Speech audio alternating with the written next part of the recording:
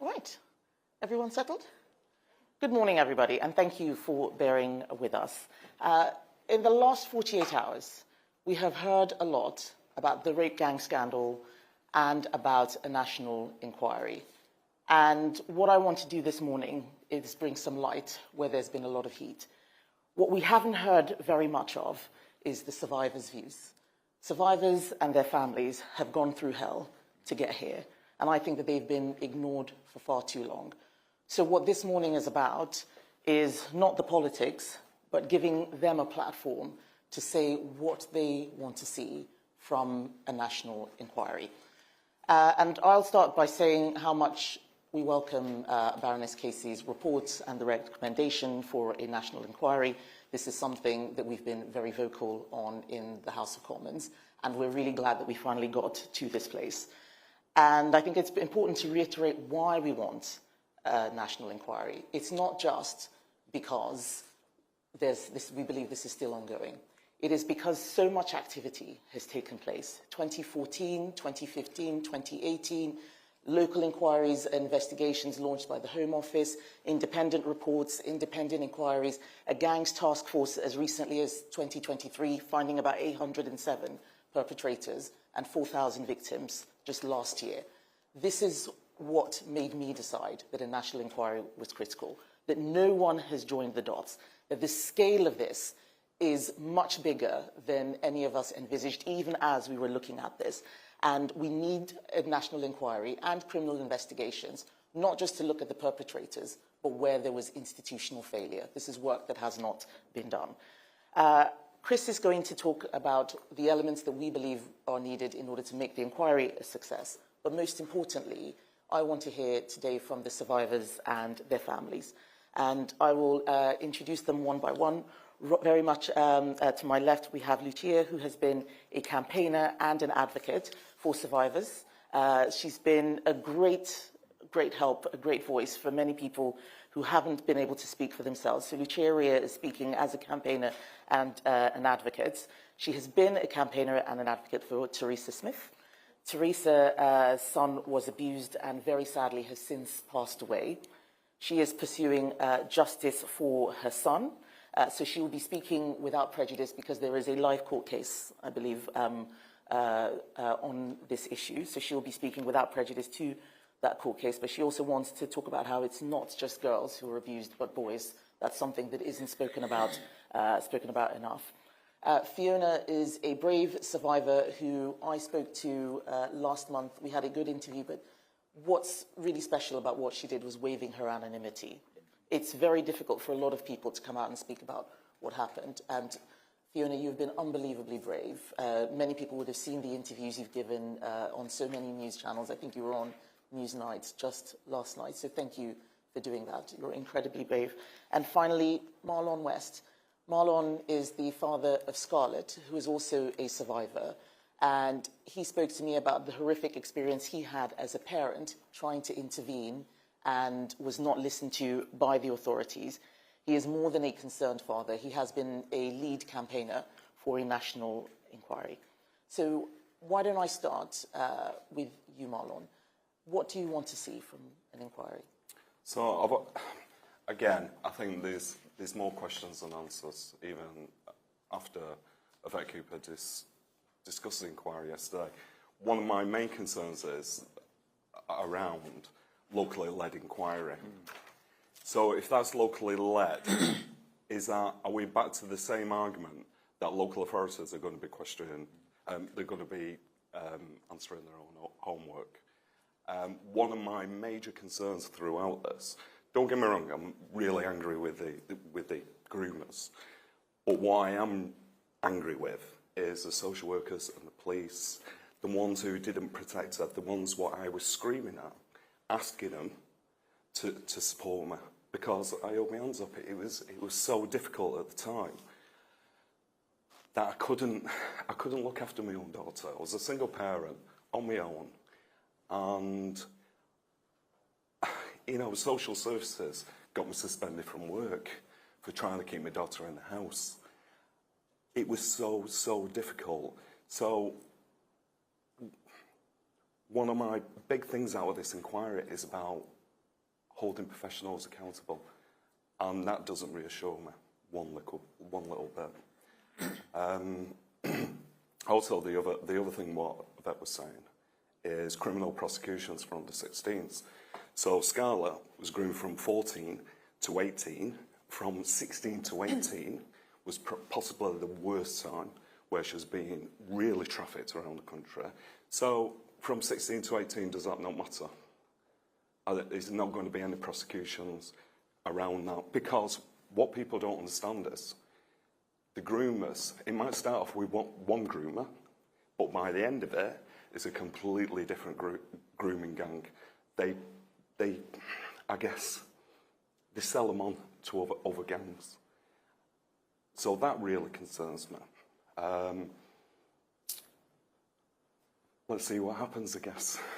Thank you, Marlon. I know this is very difficult for you to speak about, and I'm really grateful that you're here just making sure that Scarlett and so many other girls like her just have a voice. So thank you. Just the final one. I speak to a lot of survivors all over the country. I speak to a lot of parents. They have no trust in the police or social services. For example, with Scarlett's in the Baird Review, which was an investigation into the handling of how women, their words, women and girls are treated. My argument is it should have been women and children. Scarlett's a child in that. She was strip searched after being missing for 2 weeks and being systematically raped. And that was done as a punishment to stop her from going missing. There was no sexual gratification within that.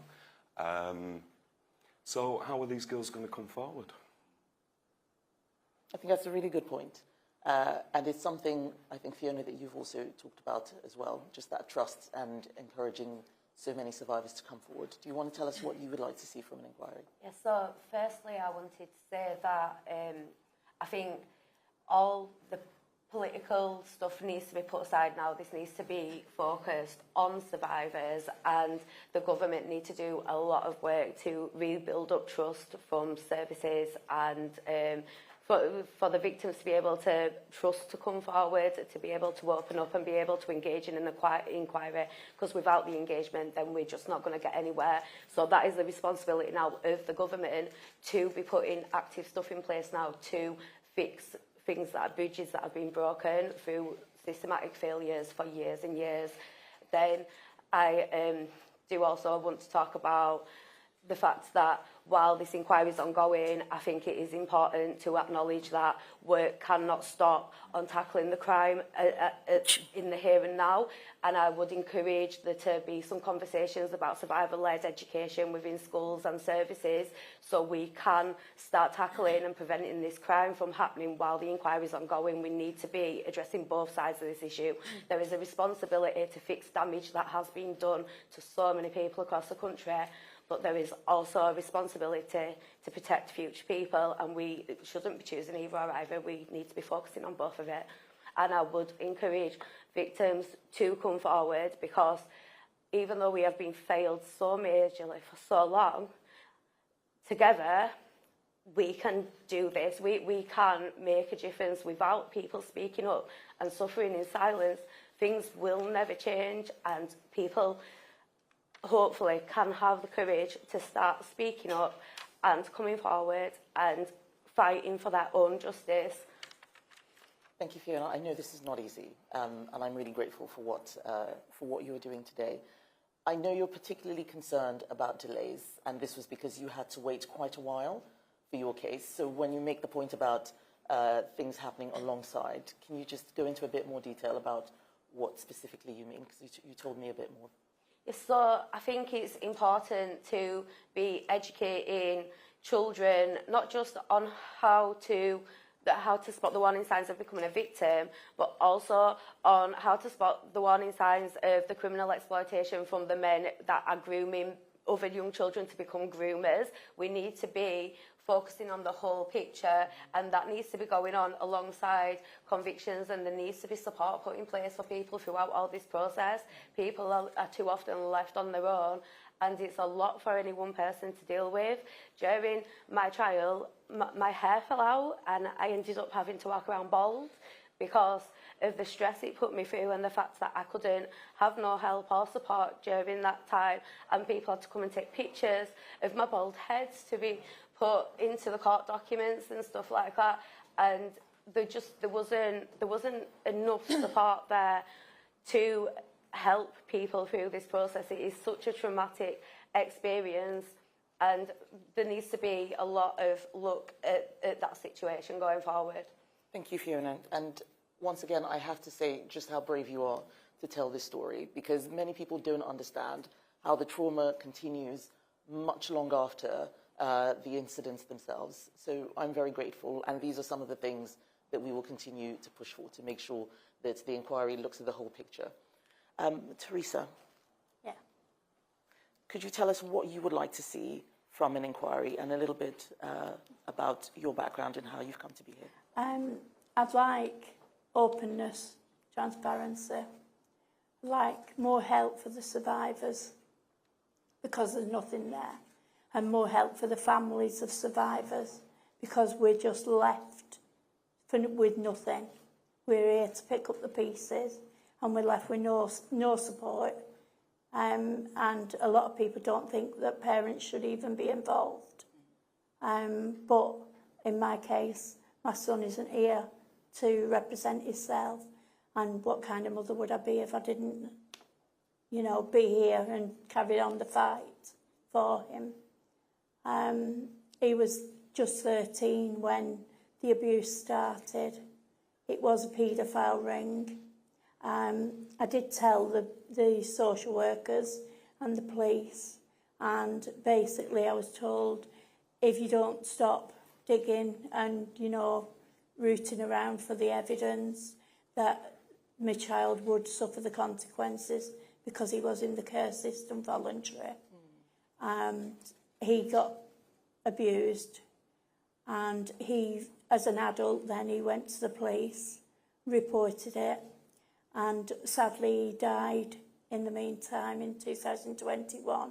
He died, and I've had to pick up the pieces, but it took 10 years from the start to a court, and we go in January to court, and for the hearing of just one abuser, because he was ready to name the other abusers, but sadly his police officer was on holiday, he was dealing with it, and she said, when I come off holiday, I'll come and see you and we'll do some more video evidence. But when she come back, he died. I know that you're worried that justice won't fully be done, and we'll do all that we can to support you. Yeah. You also said that you were concerned about perpetrators fleeing. Right. Do you want to say more about that? Yeah. He's fled once during the inquiry into him, and when they arrested him, the police gave 7 recommendations to the judge, who one was to take his passport.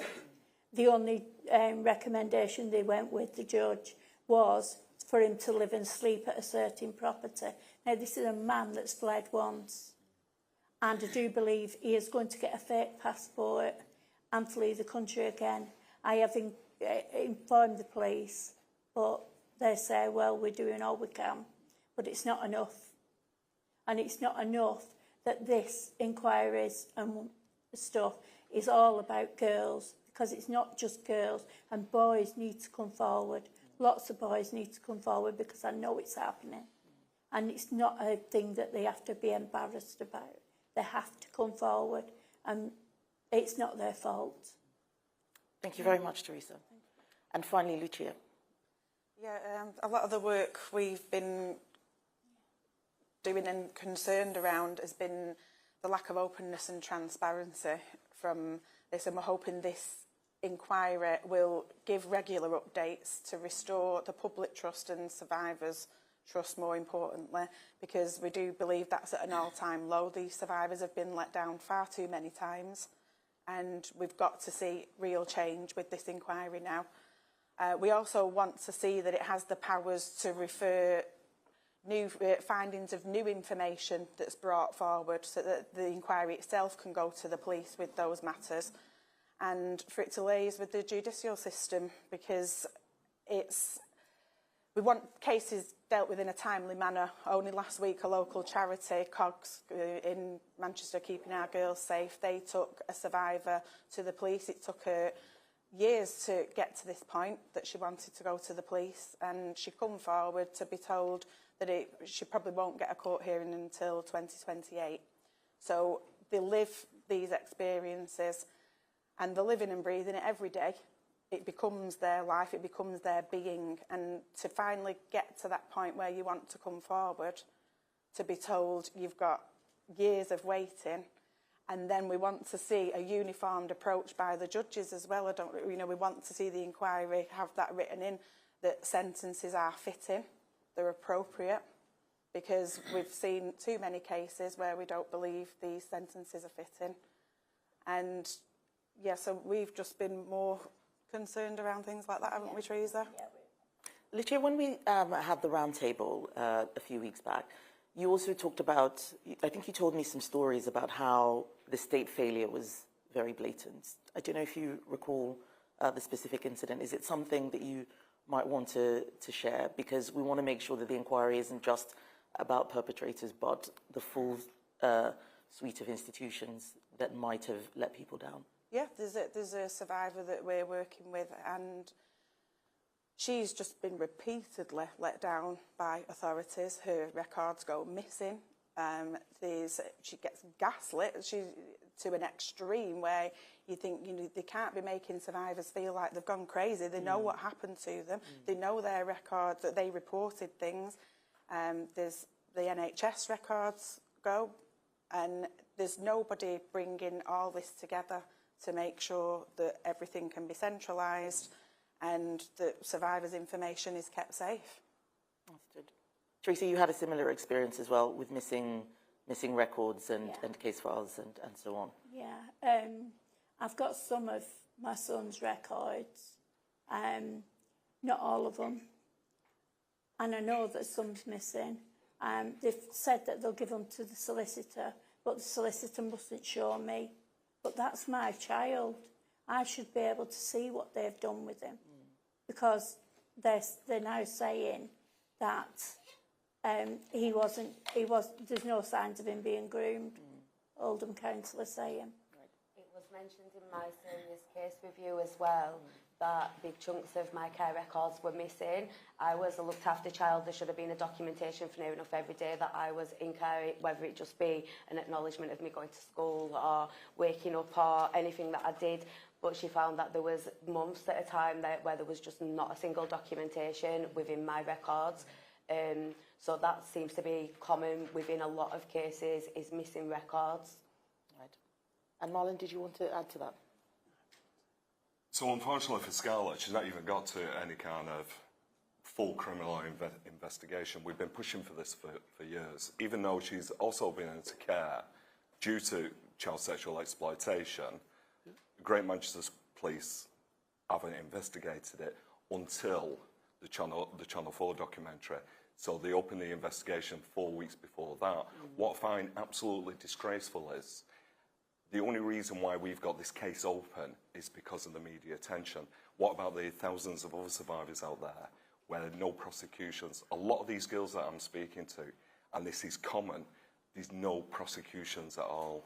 I had to fight for mine. I didn't get mine willingly. I had to fight tooth and nail and expose people on the media just to get an investigation started. Mine had been documented and reported from 2008, and the serious case review noted 7 instances of assault, sexual assault or rape that were not investigated, and I had the police turn up in 2013 due to finding my name on a checklist in a perpetrator's house in relation to a different case, and they still didn't investigate when I told them everything then. So it took me exposing it to the media to get my case investigated in 2014, which led to prosecutions in 2019. That's just unbelievable. And Lucia, I believe you had one more thing to add. I just wanted to add into that we hope the inquiry would include some sort of specialised monitoring team, because we want someone to be dedicated to following up any recommendations that the inquiry finds, that they can feed back centrally and report back who locally hasn't been complying, because we find these local authorities, like I said, they're marking their own homework, and it's just that has got to change, and we need them to be accountable further up the ladder there, because this inquiry's got to create change, it's got to force change. Thank you very much. And just before we go to media questions, I'm going to bring in Shadow Home Secretary Chris Phil, who has done a lot of work in this area and has set tests which we are going to have to make sure that the inquiry is successful and swift as well. Chris. Thank you, Kemi. Well, look, just firstly, Marlon, Fiona, Teresa and Lucia, just to echo what Kemi said, thank you for your courage in fighting for the truth to come out. I know it's taken years and years. I know your lives have been ruined by the appalling abuse that happened. So just thank you for having the fortitude and the bravery to speak out on behalf of hundreds, and I think we think, in fact, thousands of young girls and boys as well who were abused. So thank you for what you've done by bringing this to public attention in the way you have. One of the things that struck me about this scandal isn't just that it happened in the first place, that the abuse occurred, and it's not just that the authorities were negligent and didn't investigate properly. It's that they deliberately and intentionally covered up these crimes. And I think actually Teresa touched on this when you said the police officers actually told you to stop complaining. They told you to leave it alone. And they said your son would suffer consequences unless you just stayed quiet. And yeah, exactly. And I've heard that so many times. I've heard about parents getting arrested for complaining. A case of a senior police officer in a northern city, a superintendent who ordered a retired officer who was working for a charity at the time to stop investigating because he was worried about so-called community tensions. So they deliberately covered this up. It wasn't an accident, it wasn't just negligence, it was deliberate. So the first thing I think this inquiry must do is make sure the people who are responsible for covering this up, police officers, local council leaders and councillors, social services, even the Crown Prosecution Service in some cases, are held responsible. There's a criminal offence called misconduct in public office. In my view, many of these people that covered this up are guilty of that offence. They need to be prosecuted and, frankly, sent to prison. And that needs to happen, in my view, alongside the inquiry. It can't wait until afterwards. And, of course, at the same time, the many perpetrators, as Fiona said, who have escaped justice, need to be sent to prison and prosecuted as well. So I think that's the first thing, prosecuting those that covered this up for misconduct in public office. I think, secondly, we need to make sure this inquiry covers all 50 towns affected, not just some of them, but all of them. We know some towns like Bradford have refused to cooperate with any inquiry at all, even to this day, so all those places must be covered. All of the local inquiries must have statutory powers to compel the production of evidence, so the cover-up can't continue. This must be done in a timely way, so 2 years is as long as it should take. We can't have this dragging on for years and years. The survivors and their families have been suffering for long enough. And then critically, to Marlon's point, this needs to be done in a way that is genuinely independent. Councils like Bradford are still refusing to look at this. We can't trust those councils who have been covering this up actively for so many years to investigate themselves. It has to be independently led. They can't investigate themselves. The inquiry has to look at the role of ethnicity in the cover-up. Casey found that. And then finally, this needs to start soon. We need to see the terms of reference and a chair appointed by the summer recess, which is towards the end of July, about 4 or 5 weeks' time. And we need, as both Fiona and Lucia have said, we need survivors to be at the heart of this. They need to be consulted the whole time about how this inquiry is conducted and kept regularly updated. This has to be really driven by the survivors, not just imposed by central government. And those are the tests we're going to be holding the government to account for to make sure they actually do these things. And I think, listening to what I've heard said this morning, I think we're probably all on the same page when it comes to those principles. Yeah, absolutely. Thank you very much, Chris. I would now like to take questions from the media. I know that there will be some questions not specifically for me or Chris, but for survivors and family members. But if you could please direct those questions to me first, and then I will ask them. And I'd like to start with Charlie Peters of GB News, who has done quite a lot of work on this topic. Charlie. Good morning. Yes, as you said, I'm going to spare Lucia, Teresa, Fiona and Marl on the questions. I'd rather grill the politicians on this one. You've put forward those tests, Kemi and Chris, that you're going to hold the government to account on with this inquiry. But it seems to me in your list, Chris, that you are missing out Whitehall and Westminster. Will you ensure that they are investigated as well? We've heard compelling evidence about civil servants covering up abuse. Will you put forward an amendment or take other action to ensure that people in Westminster, including the CPS, are also dragged before this commission? So my view is that the inquiry needs to go where the evidence leads. If there is evidence that there are institutions, whether they're national or local, have been complicit in a cover-up, then that definitely needs to be looked at. No one should be should be left on the side and left outside. This is a full national inquiry. So I don't believe that any institution should be out of scope. If there is evidence pointing, credible evidence pointing to any institution, then that should be looked at. But we know that quite a lot has come out already. This is why we didn't need to wait 6 months to agree a national inquiry. Most of what was in Baroness Casey's report, which I welcome, I felt I'd seen before and I knew. And what we need right now is the moral courage to just do the right thing rather than continually finding reasons to kick stuff into the long grass. And that's what I really want to see. Thank you. Tamara Cohen from Sky News. Thank you, Tamara Cohen from Sky News, and thanks to survivors for those very powerful stories. Kemi, you say that there's been a cover-up here. Louise Casey's review made clear that that's been going on for many, many years. And for a lot of those years, the previous Conservative government were in power and you held several senior ministerial positions. Do the Conservatives owe survivors an apology for not doing more as a lot of this emerged over many years? Well, this is one of the things that I mentioned when I first started, that we did a lot, and the more we did, the more we realised that even more needed to be done. My brief didn't cover this area. I was Women and Equalities Minister. I had a separate scandal that I was looking at, this Tavistock scandal. We got that clinic closed. Very similar, very, very similar themes, a cover-up, people being shouted down and called names for pointing out something that was harming young children. That's the sort of thing that we're seeing here. And these are the issues that really get my blood going. And that's why we are very focused on getting a national inquiry. There were issues, for instance, with Conservative politicians being criticised when we highlighted that ethnicity should be looked at. I remember in 2018, Sajid Javid saying that there was a serious problem within the Asian community. He talked about Pakistani grooming gangs, and he was vilified for it. He was attacked. The same thing happened to Suella Braverman not that long ago. So what we now need is to move on from the place where those who are raising issues are being called racist or far right or whatever, and actually start focusing on the victims. And that's the work that we're focused on today. Thank you. Damien Grammaticus from BBC.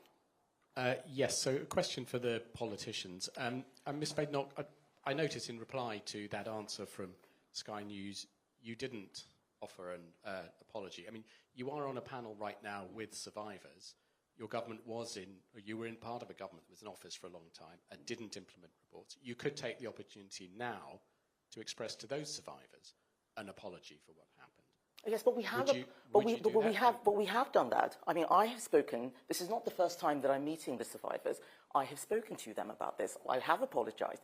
But what I find extraordinary is that more people are interested in prosecuting a government that did some things, did not conclude, rather than looking at what needs to happen right now. What I'm really worried about is that we're spending a lot of time bringing the politics back into this when we want to take the politics out of it. I have spoken to survivors, and what they're talking about right now is a full national inquiry. No one here has asked me for more apologies. They have heard the apologies. Apologies are easy. Apologies are easy. What we need to see is action. We can sit here and say sorry all day long, but what I actually want to see is an inquiry that gets to the bottom of this. When I found out that there were 50 towns, and we found out about 4,000 new victims last year, 807 perpetrators, I just could not believe the scale of this. No one has joined the dots. That's what we're talking about now. We set up a gangs task force. We set up previous inquiries, ICSA. We even had Louise Casey do a report specifically. I can't remember whether it was Rotherham or Oldham, but so much activity has taken place, and yet still this is going on. and we need to bring a final end to it. And that's what I'm most focused on. But does anyone around the table have anything that they would like to say on that point specifically? Because I know that I'm being asked, but you may have things to add. I think we are where we are. There's been failings of successive governments back from even before Tony Blair. This isn't a new issue. There has been failings from all different angles, but we are here, we are where we are today, and right now this is an opportunity for MPs to start doing what is right irrespective of the parties. Apologies, they come and they go. I want the truth now. I want people to stop telling me that I've done something wrong. I want to be backed not just by my government but by my communities and by the media and everyone to do what is right, and I want progress to come from this. We can sit and we can argue over how quick we should have got here. Everyone knows we should have got here quicker, and I don't think anyone's ever going to deny that. But we cannot change that now. We can change the future, though, and we can make progress from here if we put things aside and we all start moving forward and the victims become the centre focus of this. Thank you very much, Fiona. Lucia. Yeah, just to echo there what Fiona's saying, but we're in the here and now, and when you speak to survivors, they want to move forward. We can't keep regressing over who's not done what, pointing the fingers, and this has got to stop being used as a stick to beat each other over the head with. It's about moving forward, and it's about moving forward together, because it should be one voice on this, because there is only one right answer to this issue. So, and everybody needs to be on the same page with it, no matter, you know, rosettes should be stripped away, and everybody should be on the same page. Thank you very much, Lucia. Ms. Badenoch, sorry, I was going to add. I mean, what you've heard there, though, Baroness Casey said exactly that she thinks the time is now for politicians to say they back this inquiry, they back the government, they will support it. Will you say that? Yes, that is something that we've already said. That's why we've welcomed. Her report. Of course, we back it. We've been calling for this for 6 months. We've been voting on it multiple times. So it's not a secret that we back a full national inquiry. Thank you. Shihab Khan from ITV. Shihab Khan here from ITV News.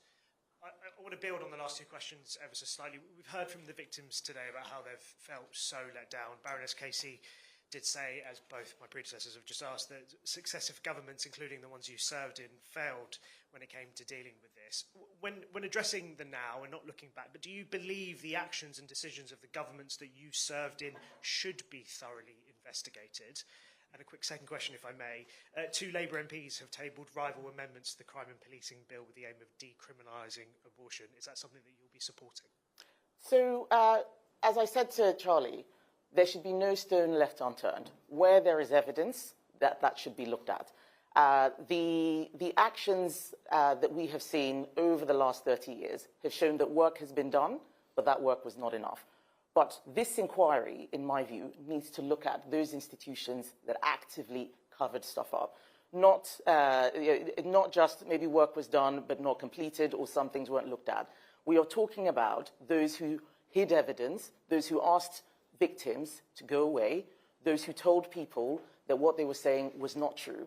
That is a completely different order of magnitude to any sort of state failure that we have seen. This is why we say that this is one of the biggest scandals this country has ever seen. It wasn't just that these perpetrators went on for so long. It was that there were institutions that turned a blind eye and actively, as the survivors and their families have been telling us, and actively told them that they didn't want to hear from them. Andy Bell, Channel 5. Today we're talking about grooming gangs, but thank you. I will answer those questions when the time comes. Andy Bell. Thank you, Andy Bell, 5 News. We've heard people saying that politics should be put aside now. Do you undertake, as leader of the opposition, to put politics aside in addressing this issue? And with that in mind, do you regret slightly the tone that you took yesterday with the Home Secretary and the Commons? Oh, I do think that we should take the politics out of it. But who was it that said, when we raised this issue, that we were pandering to the far right? That's what brought the politics into it. Who was it that said that this was dog whistle politics? It was Keir Starmer and his ministers. So it is, on the one hand, extraordinary to hear those accusations, and then when we defend ourselves are then accused of bringing the politics into it. And as leader of the opposition, it is my job to make sure that the government is held to account. They voted against the national inquiry 3 times. And as they were voting against it, they were calling us names for doing what they have now accepted they have to do. That needs to be brought out. But we do that in the House of Parliament. We are politicians. Politics is what we do. But right now, I am here on a platform with survivors. I'm not doing politics now. When I'm in the Houses of Parliament, when I'm in the Commons, I will do politics. And I think that it is wrong for people to tone police those who are pointing out when something has gone wrong. That is what happened to Sajid Javid when he was talking about ethnicity. That is what happened to Suella Braverman. That is what happened to many people who were bringing up these cases. I remember hearing one survivor say that they reported that an Asian man had taken their son, and the police were more interested in the language she used and said that she couldn't describe him as that was racist. That's what really worries me. That's what really worries me. Does anyone want to come in on any of the other questions that were asked? I would, please. Yes, I still think politics needs to be involved because a lot of the cover-ups, in my experience, are locally rather than nationally. So it first comes to local authorities. We still need... I don't trust Labour one bit. I've met with Jess Phillips. I've been campaigning for this for the last few years, and I've just had the door closed in my face. I do not trust them. So they still need challenging. Like I said, there's more questions than answers. So if nobody's going to question them... And the fact is, just because an inquiry has been announced doesn't mean that the pressure can be taken off. If we take the pressure off, the inquiry has the possibility to fall apart again, and then it's another failing. Pressure does need to stay on, and the framework needs to be scrutinised by people that are in a position to be able to do that. I think more importantly about the politics being taken out is that they will work together. That doesn't mean that where necessary things shouldn't be challenged. It should still be challenged and it should still be scrutinised. I think that's a very important point and a really important distinction, that we as politicians have a job to do in making sure that the government is held to account, and where it's government politicians that the job is done properly. But if every time we are pointing things out and doing our job, we're accused of politicising something that needs to be heard, it makes it a lot harder. And we'll do all we can to ensure that the survivors and their families who aren't political, no one here is political, are kept out of that. But we have a job to do, and it's really important that we do the job that we've been elected to do, because if we don't do our jobs, that's when these scandals get worse. That's when they go on for a long period of time. We have to make sure that people have the freedom to speak and explain what has gone wrong, and we have to make sure that we do all of this as transparently as possible so that the public can come to their own conclusions. Do we have any more questions from the room? Jason Gross? Microphone. Jason Gross from the Daily Mail. Mrs. Badenoch, one line in Baroness Casey's report, which did seem new yesterday, was the assertion that in a lot of the live police cases that they're looking at, they found a significant proportion of asylum seekers and foreign-born citizens. I wonder if you think that this is becoming a border issue, border control issue, as well as being a criminal justice issue. And if I could just ask the survivors and the families as well, thank you for your stories. There have been suggestions that this inquiry will only look at maybe half a dozen local areas. You're all from different parts of the country. If this inquiry ends up not looking at the area that you're from or your loved ones are from, could you ever be satisfied with it? Right. I think my answer to your first question is yes. I think this does go into borders beyond criminal justice. I'll let Chris briefly on that, because he's been doing quite a lot of work on this, and then I'll bring survivors in on the second question. Yes, it is a border security issue. This year so far has been the worst in history for illegal immigration across the English Channel. The government has no idea who the people are coming in, what their previous records are. As we saw last week, we know the vast majority are young men. And the fact that Louise Casey in her report identifies that significant numbers, that's the word she used, significant numbers of perpetrators are asylum seekers who entered the country generally illegally or non-UK nationals, does show that the lack of control at the border is fueling the risk here. And on the second question about the scale of the inquiry and how many places will be looked at, does anyone want to, Marlon? Yeah. So, one of the things with Tameside, where I live, we've got similar figures of child sexual exploitation to Oldham.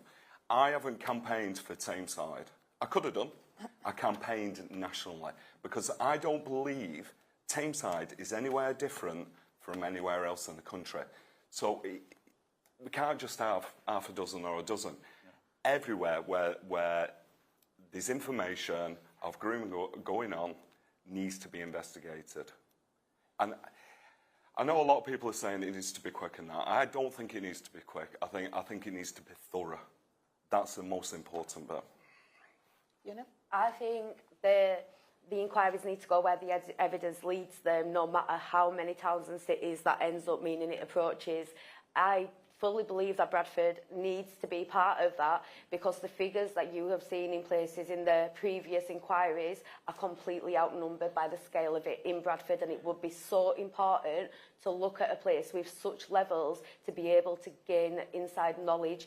And that's not just me advocating because that's where I'm from, that's because what the evidence is suggesting going forward. And I agree that the inquiry needs to be thorough and probably ongoing because the crime is constantly evolving. I think that we need to be focusing on the failings, but then there needs to be something set up ongoing to constantly review as the information is developing.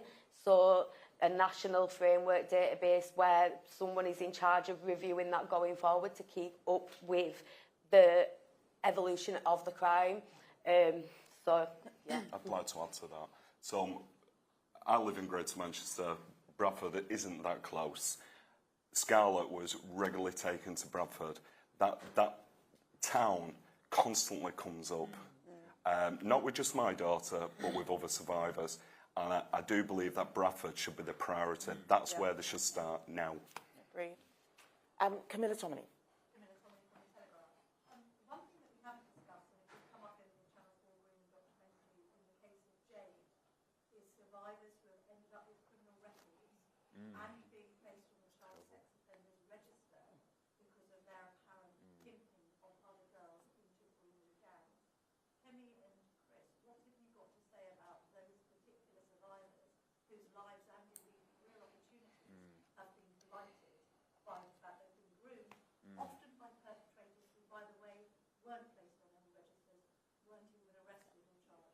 Well, I believe this is yet another example of state failure and institutional failure. That should never have happened. There seemed to be either a lack of understanding from many of the people looking at this into what was going on, or a complete lack of sympathy. I believe the report actually does reference this issue and talks about clearing those records. Do you want to say more on that? Yeah, I mean, Camilla, I completely agree. Vulnerable young girls who were caught up in this should not be criminalised at all. There was a terrible case, I think it was around about 2010, where the Crown Prosecution Service designated a victim as a so-called co-conspirator. The Crown Prosecution Service, a national body to a previous question, treated a victim as a co-conspirator. In that case last week, where there were 7 convictions, there was a report connected to that said a social worker at the time, this I think was in Rochdale between 2001 and 2006, they branded a 10-year-old girl as a prostitute. That is the kind of attitude that was prevalent. It's absolutely disgusting. The people who did that should be held to account. And if any of those victims were convicted, then those convictions need to be looked at again, overturned. When I was 15, I was described as being the ringleader of the abuse when I was in a house with adults aged between 22 and 44. And I was 15-year-old. I was constantly referred to as stuff like that, and I was referred to as running a brothel at 16 and 17-year-old. The focus has constantly been on these victims, and the stigma then attached with them has impacted lives. And where damage has been done, people now have a responsibility to fix that damage. It cannot be forgotten and it cannot be moved on from, because people's lives have been severely impacted by this and they deserve to have the damage fixed. Thank you very much, Fiona. I know that I need to bring the press conference to a close. Is there anything that any of the survivors and family members would like to say before we do that? I've said loads. Okay. Teresa? No, I'm Lucia? fine, thank you. We just want the scope of the inquiry to be able to have sufficient police in there, you know, so things can run smoothly and get the right justice for the survivors. So we need a dedicated policing team and monitoring team, in my opinion.